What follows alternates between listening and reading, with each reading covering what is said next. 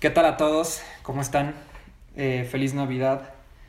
Este es el primer podcast que hago y pues hay diversos temas interesantísimos. La verdad no sabía por cuál comenzar, pero creo que sería conveniente empezar con los primeros autores de la psicología.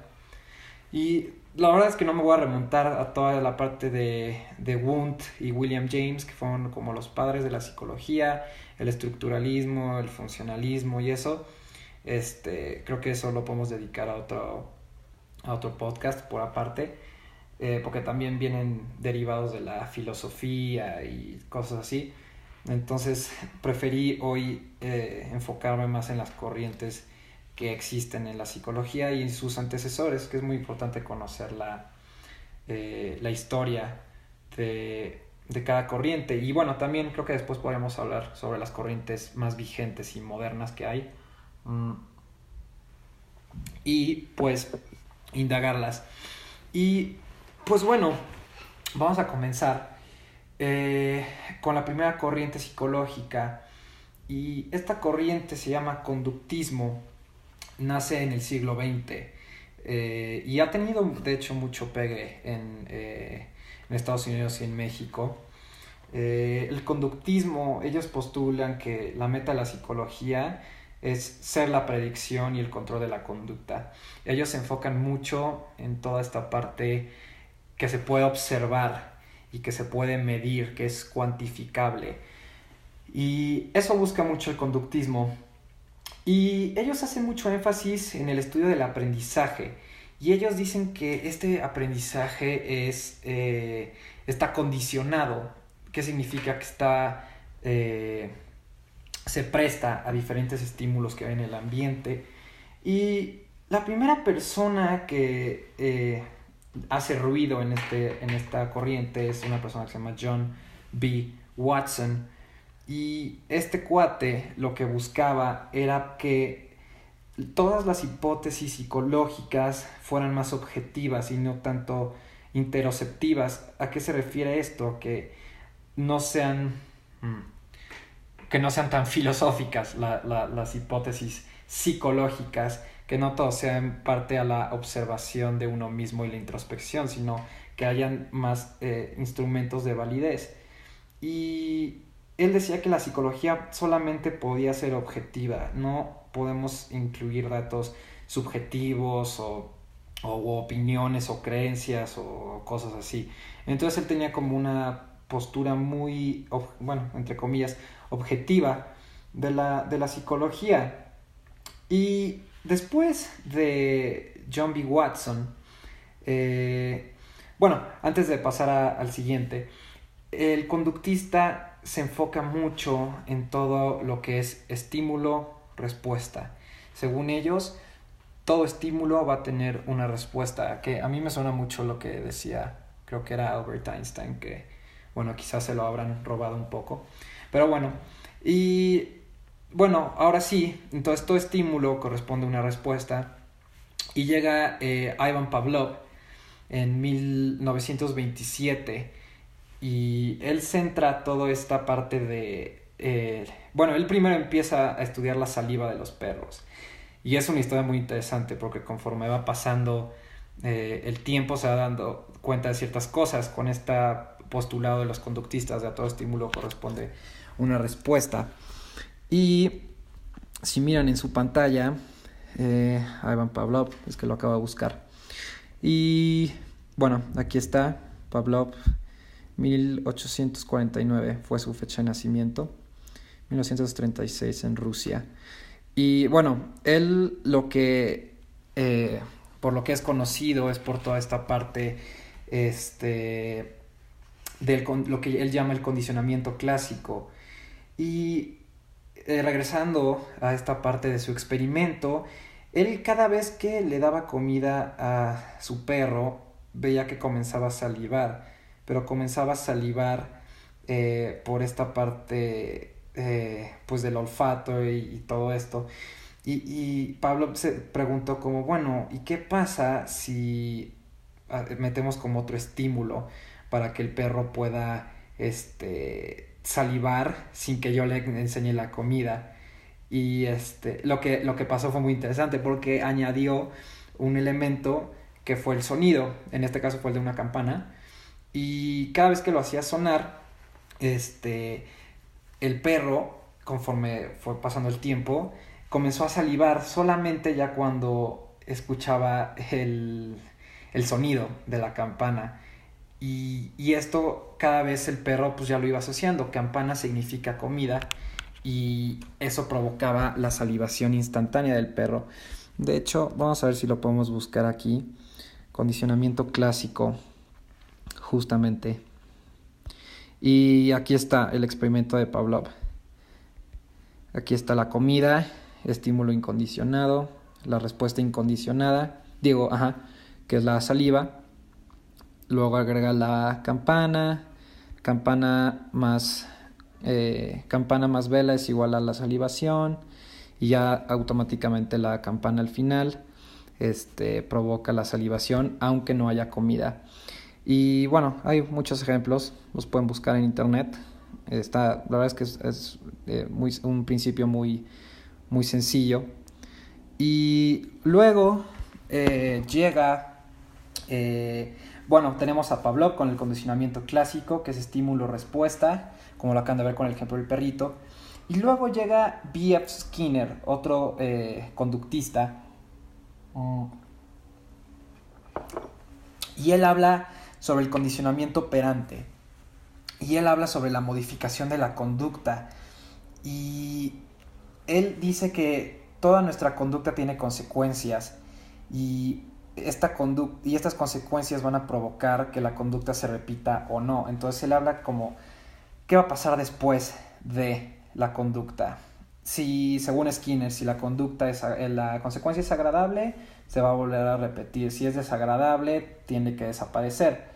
Entonces Skinner fue el primero en describir como las leyes naturales que rigen el aprendizaje, y él desarrolló programas de reforzamiento en la psicología, y él se enfocó mucho en toda esta parte de los reforzadores, cómo podemos mantener o extinguir una conducta. De hecho, ahora que me acuerdo, creo que él participó en la Segunda Guerra Mundial. Creo que estaban buscando como unas... no, Pavlov no. Estaban buscando que unas palomas pudieran manejar una bomba, de hecho. B.F. Skinner, bomba y palomas. Entonces lo que buscaban, recuerdo yo, que era que las palomas pudieran dirigir ciertas bombas para que chocaran contra ciertos barcos. De hecho, creo que aquí están, creo que eran como estas bombas. Sí, justamente aquí están. Las palomas pudieron terminar la Segunda Guerra Mundial con un touchscreen. Sí, qué interesante. Creo que consistía en que les ponían un punto rojo y una foto y un barco, y ellos debían de dirigirla. Algo así.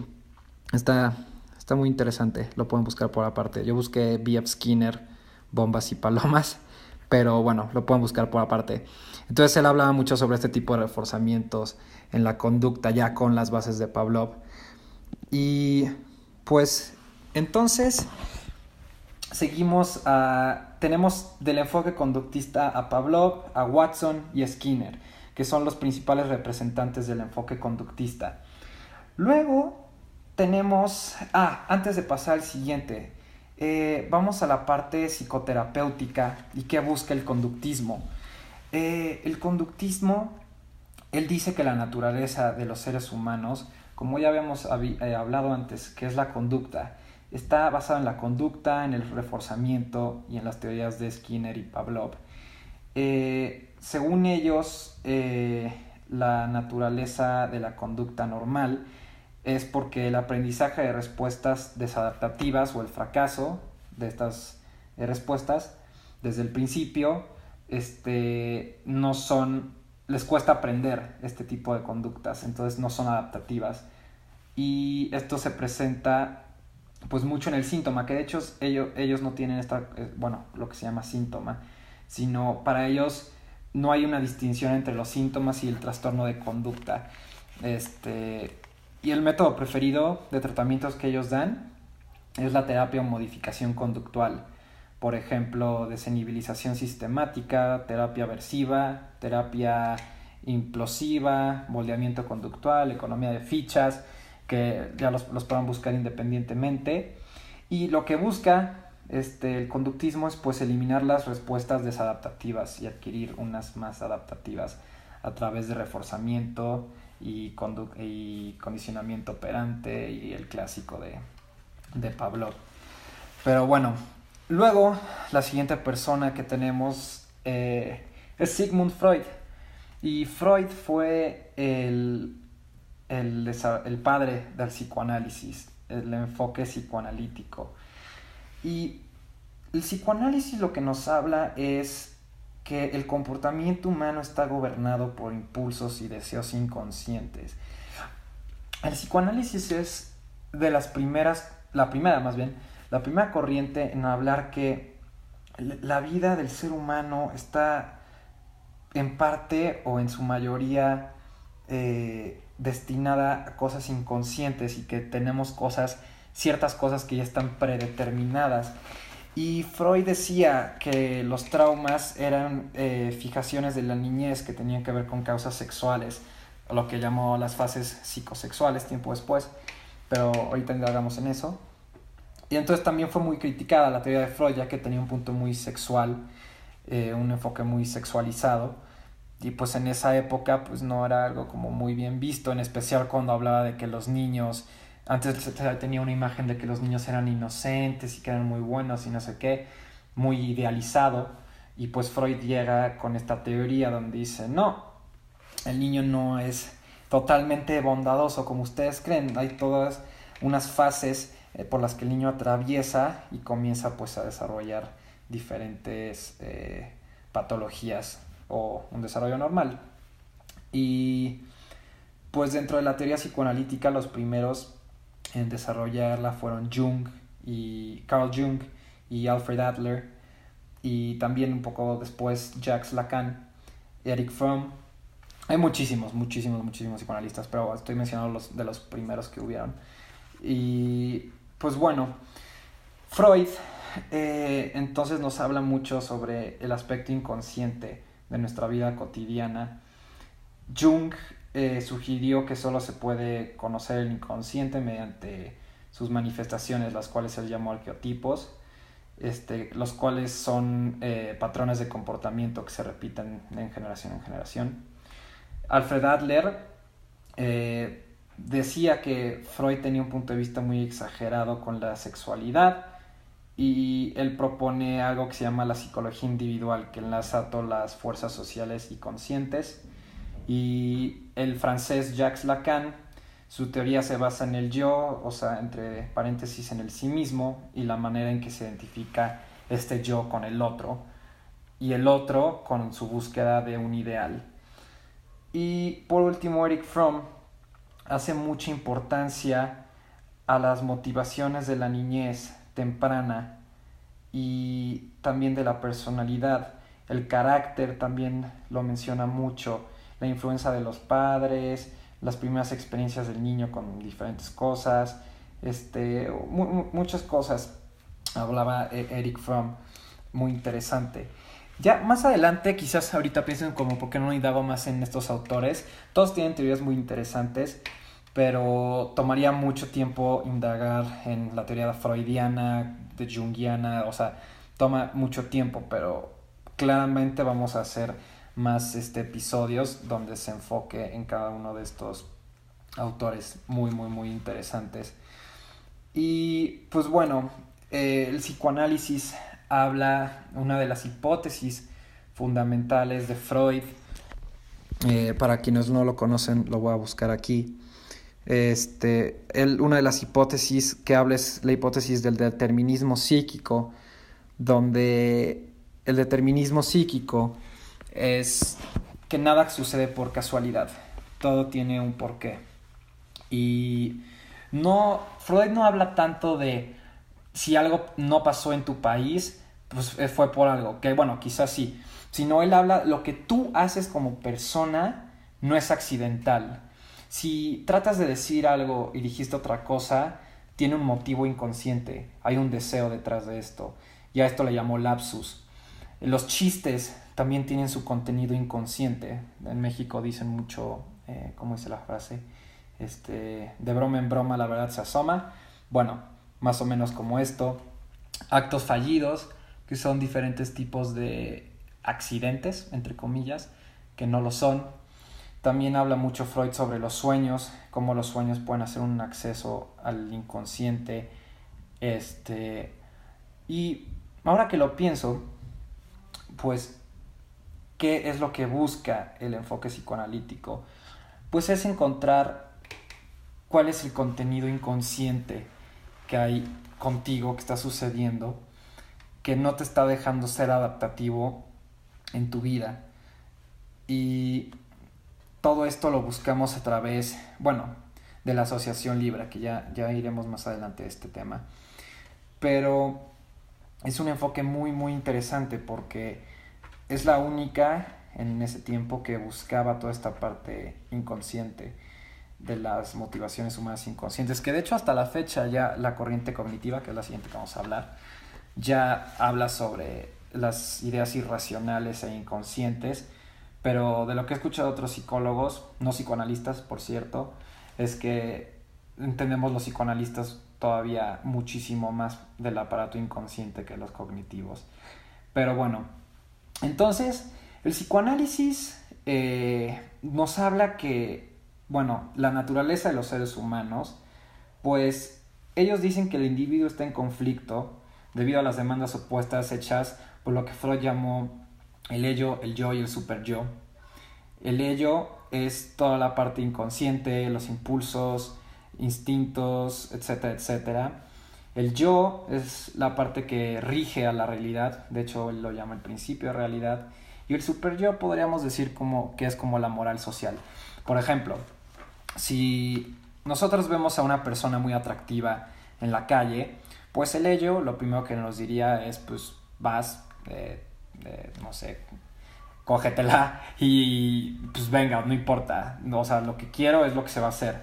Y luego el yo diría como, vamos a hacer, yo quiero hacer lo que tú también quieres, pero a ver, vamos a hacerlo de una manera un poco más civilizada, que vaya de acuerdo a la realidad.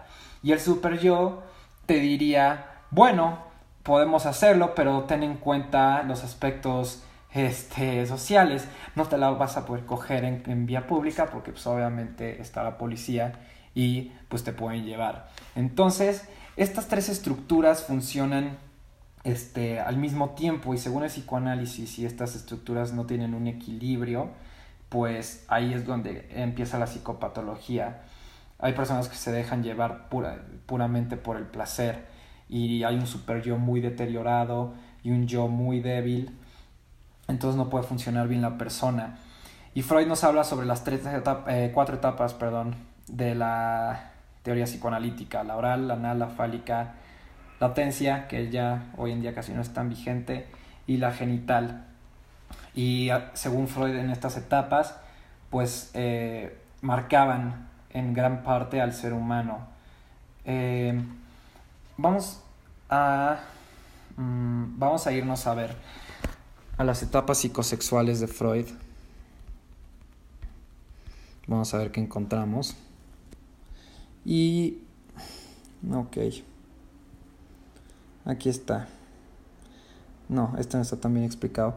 Pero bueno, aquí están las 5 etapas, de Freud.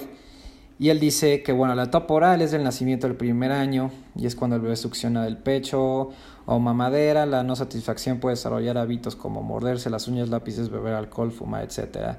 La etapa anal, la etapa fálica, la de latencia, bla, bla, bla. Pero lo que se nos habla Freud, ahí les voy a dejar la imagen por si lo quieren seguir leyendo, es que en estas etapas existe algo a lo que él llama fijaciones, que es cuando nos quedamos, por decirlo así, pues como lo dice la palabra, fijados a cierta etapa. Por ejemplo, las personas que son obsesivas compulsivas, que todo el tiempo quieren que todas las cosas estén limpias y que estén en orden y que estén acomodadas, ellos tendrían una regresión o una fijación a la etapa anal.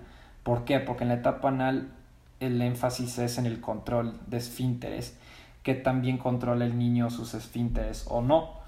Y bueno, también hay un papel de los padres en esta etapa. Entonces el niño aprende a controlar las cosas y dependiendo de cómo le vaya en esta etapa, porque hay muchos caminos, podría desarrollar, por ejemplo, un trastorno obsesivo compulsivo. Y eso es lo que nos habla la teoría psicoanalítica, que las fases psicosexuales son muy importantes. Y el método preferido de estudio de los psicoanalistas es los casos clínicos.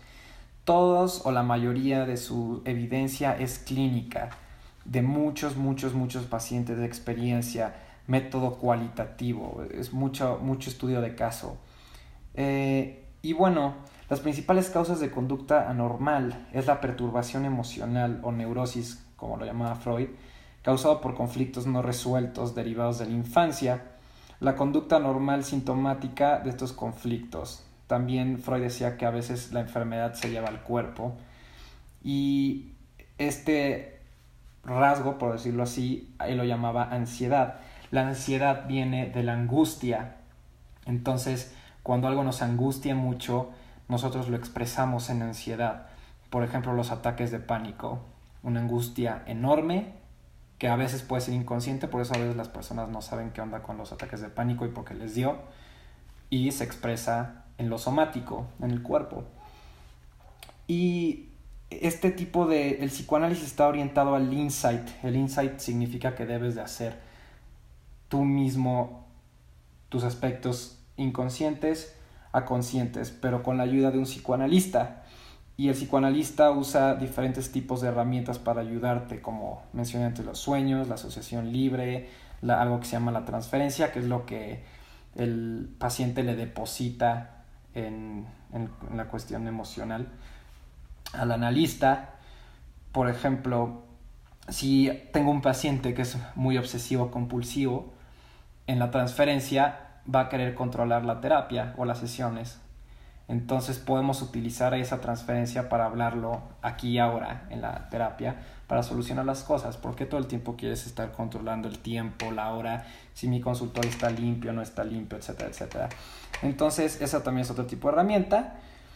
Y bueno, como dije, descubrir los conflictos inconscientes pues puede ser muy benéfico en el psicoanálisis. Como les dije, ya voy a hacer otros videos con las teorías de estos psicólogos más a fondo, sus conceptos, etcétera, etcétera. Pero bueno, por ahora tendremos que esperar.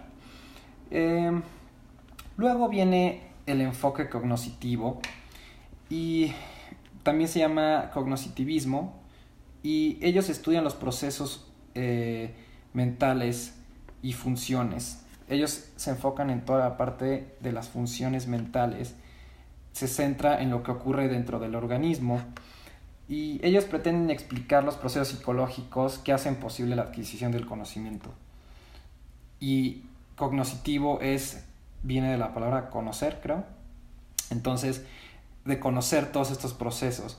Y ellos se enfocan mucho en ciertos aspectos de la psicología humana. Ellos se enfocan en la percepción, en la atención, en el aprendizaje, en la memoria, en el pensamiento, en el lenguaje y en la solución de problemas. Entonces todo esto se hace a través de la experiencia, según el cognoscitivismo. Y el cognoscitivismo también se opone mucho, y al igual que el psicoanálisis, a este modelo conductista de estímulo y respuesta. Ellos dicen que nos debemos de concentrar en lo referente a las tareas de las que hace el ser humano, a la resolución de los problemas. Entonces, ellos proponen el modelo de estímulo, organismo, respuesta. Lo que ocurre en el interior del organismo no puede observarse directamente. Entonces, ellos generan otro tipo de modelo muy interesante para analizar los procesos mentales. Y el primer representante de esta corriente es Lev Vygotsky. Vamos a buscarlo aquí. Lev Vygotsky. Ahí está. Vygotsky. Ahí salen de hecho los que vamos a ver ahorita. Fallecimiento 1934, Moscú, Rusia.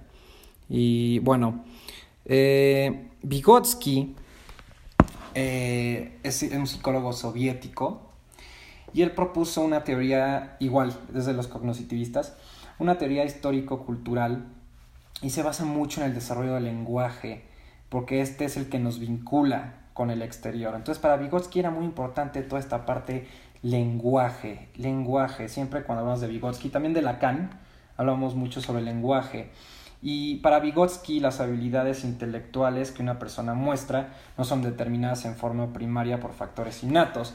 O sea que la inteligencia está heredada en parte, o las habilidades mentales. Esto no es cierto según Vygotsky. Él dice que son producto de las actividades practicadas en las instituciones sociales en donde crece la persona. Y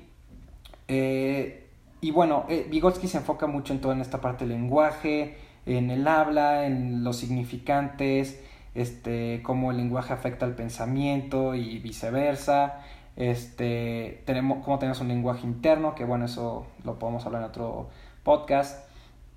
Y luego viene Jean Piaget, y él planteó que la forma para conocer al niño consiste en observar las reacciones que le produce el medio y lo que lo rodea. O sea que para Piaget para mí ha sido uno de los psicólogos más importantes, porque él tuvo mucha observación con niños, de hecho, y sus libros son increíbles. Entonces, Piaget, pues entonces lo que dice es que las estructuras mentales y biológicas del niño son los factores que sustentan sus respuestas. Por medio del lenguaje, como decía Vygotsky, se formula preguntas el niño, y pues de este modo se revela y comienza su proceso de pensamiento. Piaget decía, vamos a buscarlo aquí. Piaget decía que, aquí está Piaget, para los que no lo conocían, excelente psicólogo. El ser humano tiene un tipo de proceso de pensamiento. Vamos a ver si lo encontramos. Es como una espiral, pero no sé si esté aquí. Bueno, Piaget dice que constantemente el ser humano va teniendo más experiencias, y de estas experiencias pues va aprendiendo más cosas, y hacemos algo que se llaman esquemas, que son como herramientas que el ser humano va desarrollando para solucionar diferentes tipos de problemas psicológicos. No encuentro sus procesos de aprendizaje, pero bueno, entonces ahí tenemos a Piaget. Y luego también otro psicólogo evolutivo muy bueno se llama Jerome Bruner, y él explica que los niños aprenden a solucionar problemas mediante la comunicación e interacción con sus padres, y en el momento en que los estímulos alcanzan a sus receptores, el individuo siempre está en un estado de preparación y va a depender de todas sus experiencias anteriores y de los acontecimientos pasados. Esto lo llamó el ¿cómo lo llamó? Director central, me parece. Y esto busca orientar la selección y el tratamiento de la información que se le da a los estímulos. Entonces, si se dan cuenta, el enfoque cognoscitivo pues se va construyendo mucho a partir de sus principales representantes, y tienen muchas cosas que en común que utilizan para poder beneficiarse más de su corriente. Y bueno, tenemos el enfoque humanista, y no hablamos de lo que buscaba, no hablamos sobre eso. Bueno, lo que busca el tratamiento cognoscitivo. Y el tratamiento cognoscitivo, pues la naturaleza de la normalidad psicológica, ellos mencionan que el funcionamiento adecuado de los procesos cognoscitivos y la capacidad para utilizar, para vigilar y controlar la conducta. O sea, esto se remonta a toda la experiencia del sujeto. Hay diferentes etapas por las que pasa el niño, a diferencia de las psicoanalíticas. Estas son otras, que estas las desarrolló Piaget, que son etapas que se llaman sensoriomotor, preoperacional, operaciones concretas, que va de los 7 a los 11 años, y las operaciones formales de los 11 a los 15. Y a través de estas etapas se va desarrollando la memoria, la percepción, el lenguaje, la atención, entre otras, y el ser humano va siendo cada vez más complejo. Entonces, los cognitivos, lo que ellos plantean de las causas de la conducta normal es que hay ideas o creencias irracionales, entonces, o irreales también. Y pues esta parte donde el ser humano tiene ideas que no son lógicas, pues son ideas acerca de sí mismo y otros. Entonces hay una incapacidad para vigilar y controlar la conducta a través de procesos cognitivos adecuados. No logra el ser humano, la persona con una patología, utilizar sus esquemas, que como dije hace rato, los esquemas es la forma en la que vamos a resolver el conflicto, pero esto lo sabemos hacer a través de la experiencia. Entonces el ser humano no sabe cómo hacerlo debido a las ideas o creencias irracionales que tiene. Entonces en realidad es muy interesante, y la meta que tiene este tratamiento es corregir pues estas ideas, obviamente, y que su modo de pensamiento sea efectivo junto con todas las funciones psicológicas, como ya mencioné, memoria, percepción, lenguaje, etcétera, etcétera. Entonces eso es lo que busca toda la parte cognitiva. Y bueno, ahora vamos a lo que llaman la psicología humanista, que a mí en lo personal no me gusta nada, pero bueno, es parte de la historia de la psicología, así que pues tenemos que ir con ella. Y ellos hablan, el enfoque humanista dice que el individuo es único, libre y autodeterminado. Y bueno, los humanistas, yo lo llamo la psicología rosa, porque es una psicología muy, para mi gusto, es muy positiva. Entonces, estoy revisando cuánto tiempo llevamos de grabado, porque esto tiene que durar 45 minutos más o menos. No, detener la grabación no. ¿Dónde puedo ver cuánto llevamos de tiempo? Bueno, entonces lo que busca lo que dice el humanismo es que bueno, el humanismo dice que somos libres y que bueno, somos casi no tenemos ninguna. Si una persona quiere estar sana, puede estar sana, porque tiene la voluntad de hacerlo. Pero bueno, entonces el enfoque humanista lo que busca es pues que todos nuestros esfuerzos vayan hacia la búsqueda de la autorrealización, y esta autorrealización va de la mano con experiencias de amor, también de odio, de responsabilidad, de temor y otras cosas. Y uno de sus principales representantes es Abraham Maslow, y él propuso la teoría de la jerarquía de necesidades, y en ella sugiere que los motivos están jerarquizados desde la supervivencia hasta la autorrealización, y que los seres humanos nacemos con un sistema de necesidades fisiológicas, que en eso no estoy en desacuerdo, psicológicas y de autorrealización. Entonces, pues es lo que Abraham Maslow nos da. Lo voy a buscar aquí para aquellos que no lo conocen. Abraham Maslow. Ok. Y de hecho aquí está, justamente iba a buscar su pirámide de necesidades. Necesidades fisiológicas, de seguridad, sociales, autoestima y de autorización. Más creo que esto está en portugués, pero aquí la vamos a encontrar. Listo. Entonces esas son las necesidades que según Maslow debemos de tener. Y Carl Rogers, otro psicólogo humanista, él rechaza la naturaleza determinista del psicoanálisis y del conductismo. Según Rogers, en su teoría, él explica que las personas tenemos el impulso natural hacia la autorrealización, que es el punto más alto del ser humano que puede llegar en su vida. Lo pueden ver ahí justamente en la pirámide.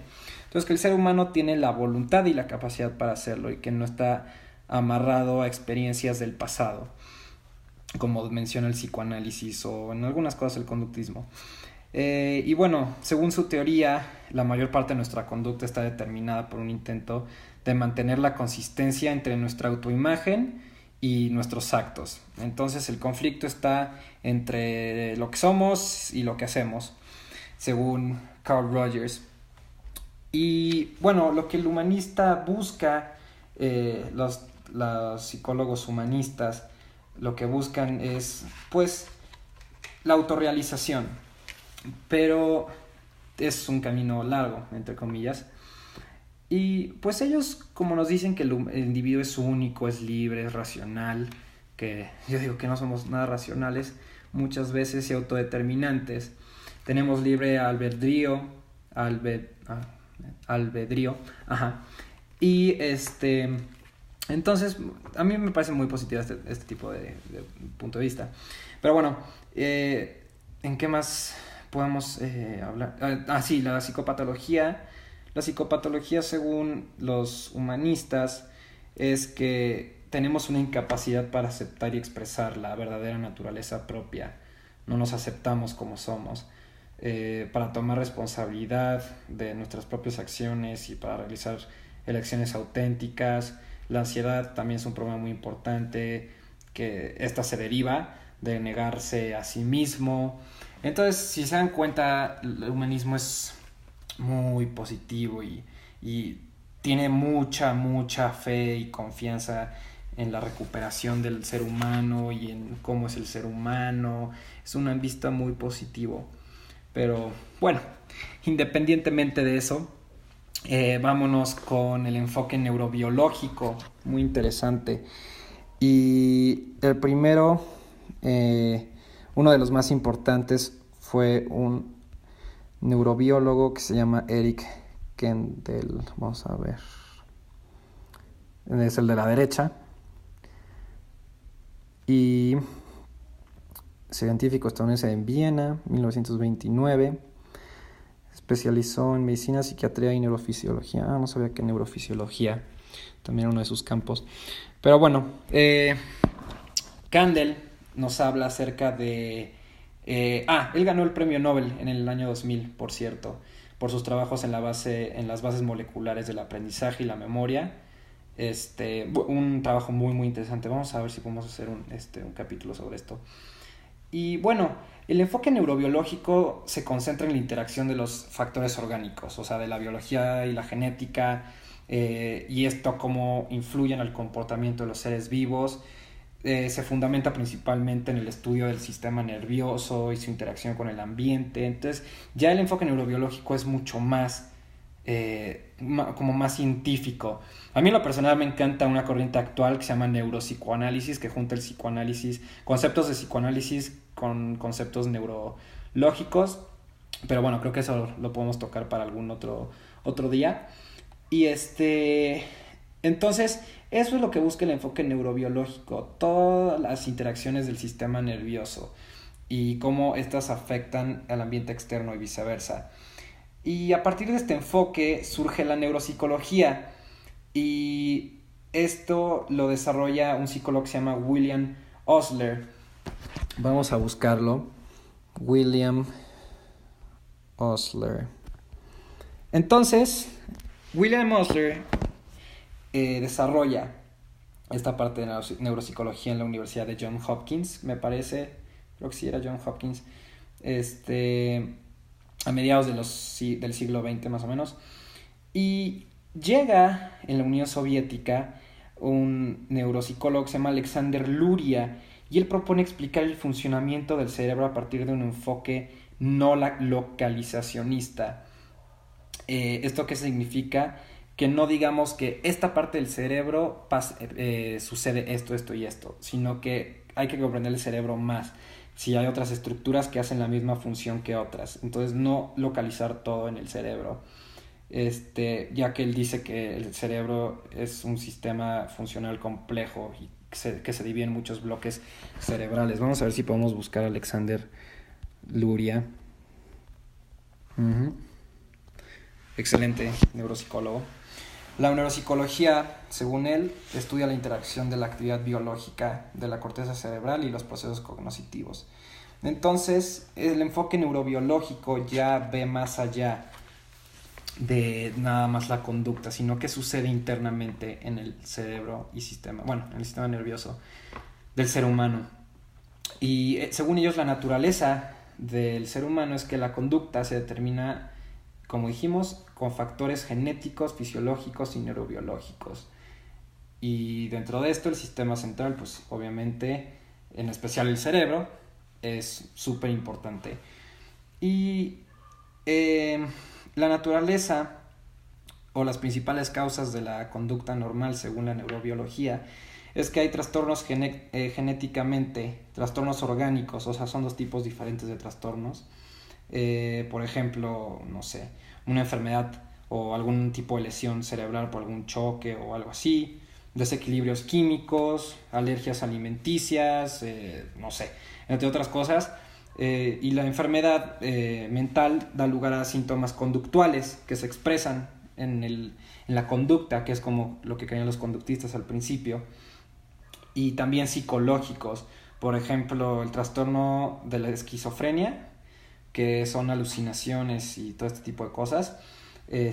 Pues hay un gran factor genético. Bueno, eso no lo dijeron ellos, esto lo acaban de descubrir hace poco, de hecho.